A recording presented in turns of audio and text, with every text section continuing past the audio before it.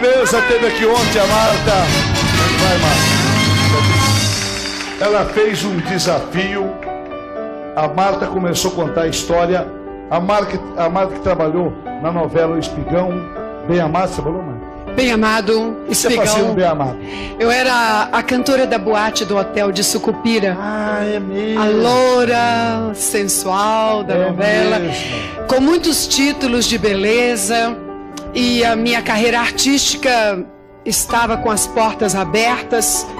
Tudo bem, eu ia realizar o meu sonho de infância. Preste atenção na história da Marta, porque ela desafiou Deus. Veja o que aconteceu com ela. E vocês estão olhando para um milagre vivo. Porque era para eu estar morta desde a primeira semana de fevereiro de 1977. Eu te digo, Ratinho, eu conheci a fama, conheci a morte e depois desafiei Deus, se é que ele existia. E a coisa aconteceu assim, resumidamente, porque muitas coisas eu não posso revelar ainda. Eu estava no auge da minha carreira,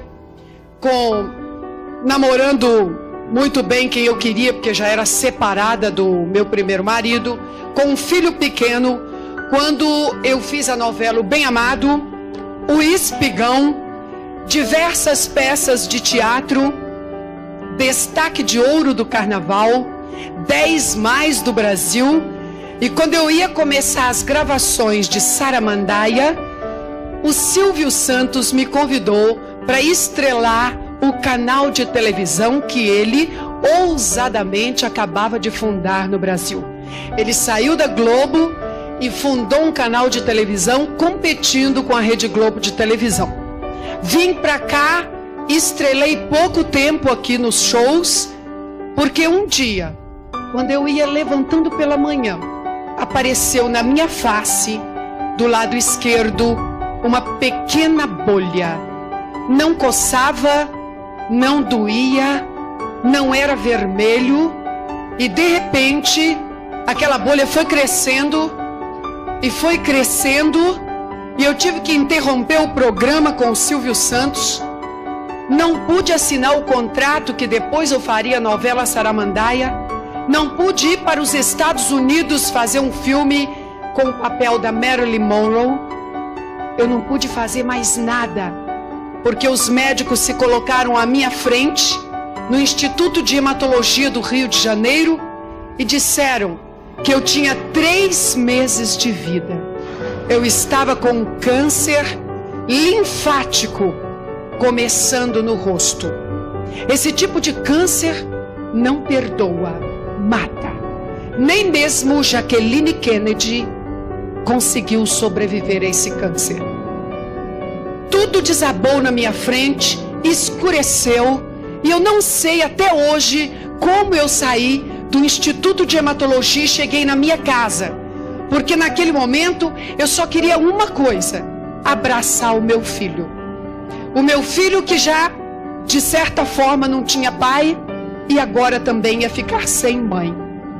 Quando eu cheguei em casa, que eu ajoelhei perto do meu filho e segurei nos bracinhos dele, eu só desejei uma coisa: que eu nunca tivesse existido.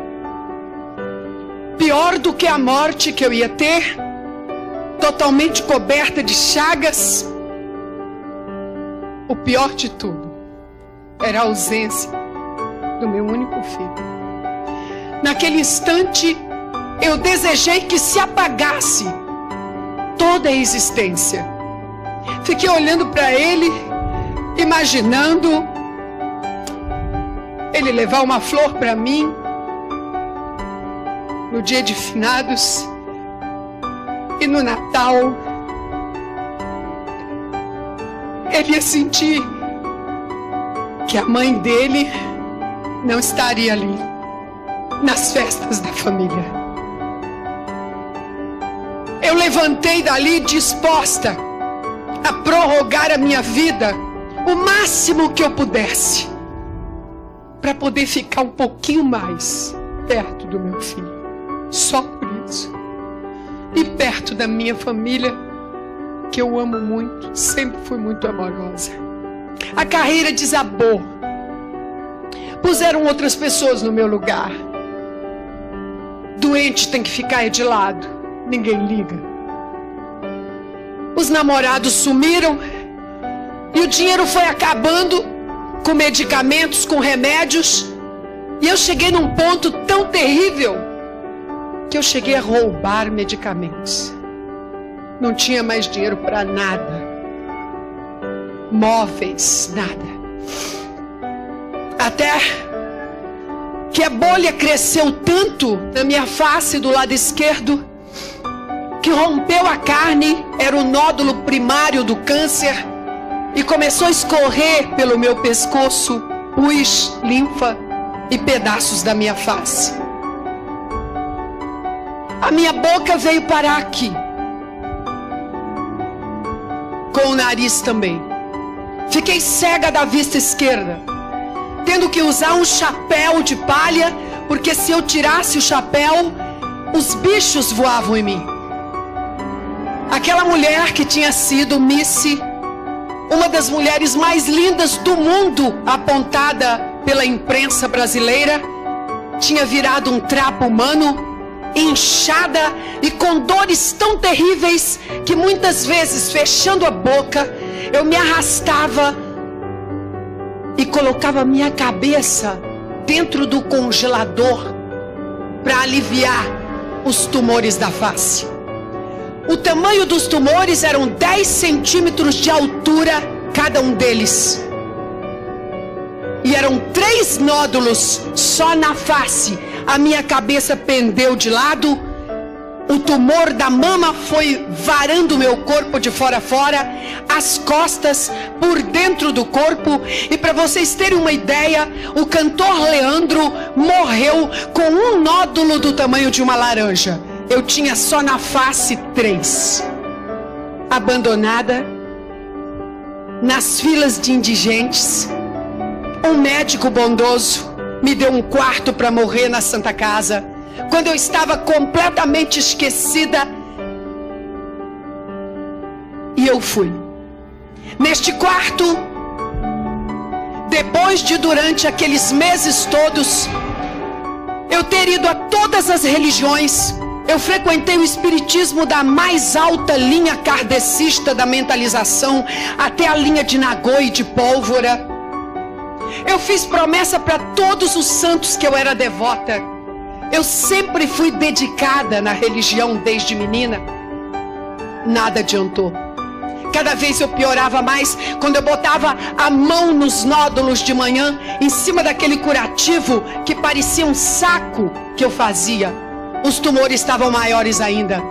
Não havia esperança nenhuma. Eu tinha que morrer, e ainda, segundo as religiões que eu era estudiosa e professava, eu tinha que morrer conformada, suportando a dor, porque diziam que na outra encarnação eu viria mais feliz.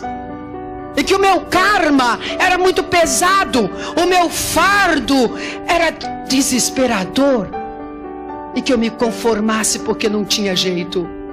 Na Santa Casa de Misericórdia, nesse quarto que me deram para morrer, eu já estava em pânico, no maior desespero da minha vida, quando os médicos chegaram para me preparar para no outro dia me entubarem.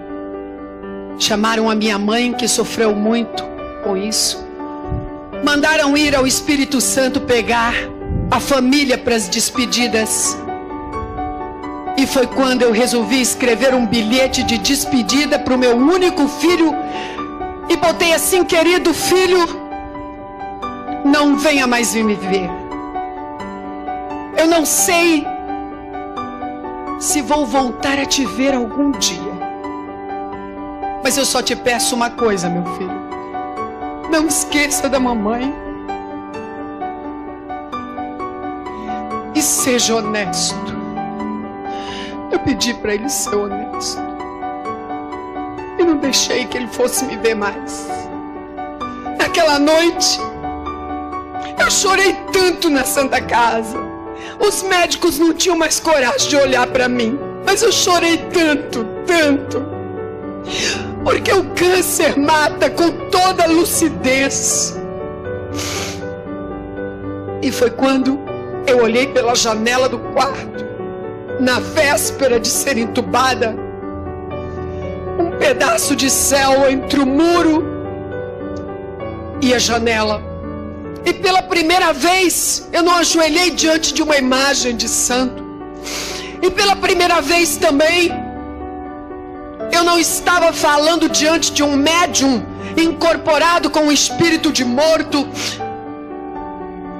ou com um guia, um avatar, uma entidade. Pela primeira vez eu olhei aquele céu e disse: Deus não existe. Se Deus existisse, por que eu estaria aqui sofrendo desse jeito? Vai ver que este universo todo é por acaso que existe. E se existe uma mente racional que criou o cosmos, será que Ele me ouviria aqui na Santa Casa?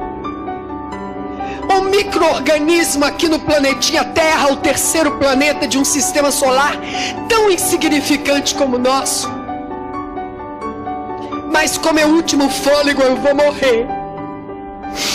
Mas eu vou morrer sabendo se Deus existe ou não.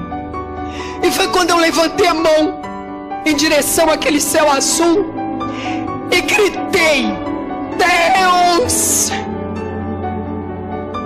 Será que existe um Deus me ouvindo? Será que existe um Deus que criou as estrelas? Se existe Deus, eu te desafio. Me cura, Deus! Me cura!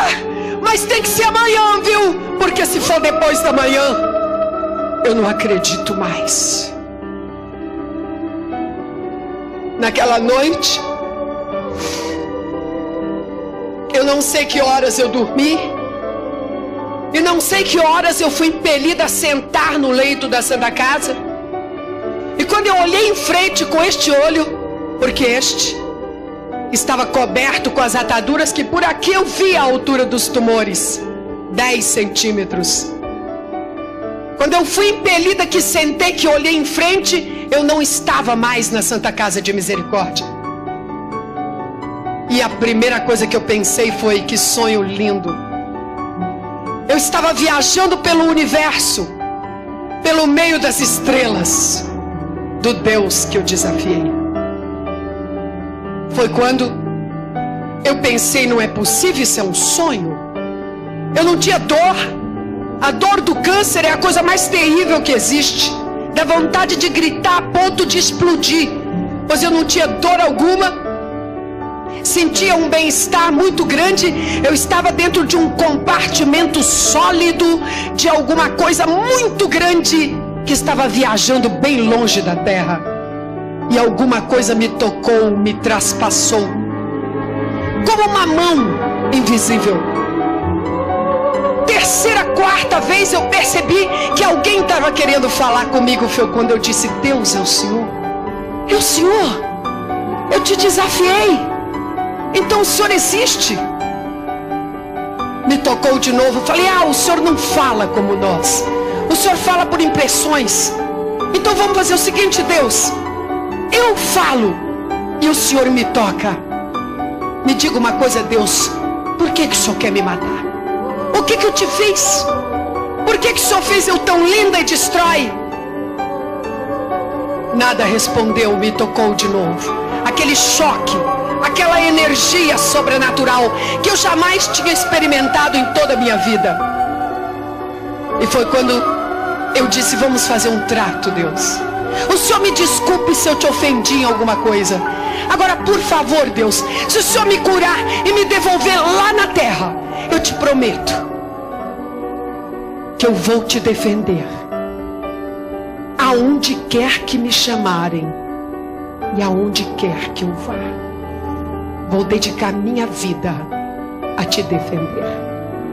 Na mesma hora houve um estrondo, um estalo, eu apareci sentada no leito da Santa Casa, com as pernas ainda balançando, e a enfermeira de plantão veio, abriu a porta, porque o estrondo foi audível em toda a enfermaria 11. E ela disse: Marta Anders, que estrondo foi esse? Eu disse: não sei. Encolhi de novo em cima da cama e disse: Deus, Deus, me faça dormir novamente. Deixa eu entrar nesse sonho e não acordar nunca mais. Eu não quero viver mais nem um dia de tanto sofrimento.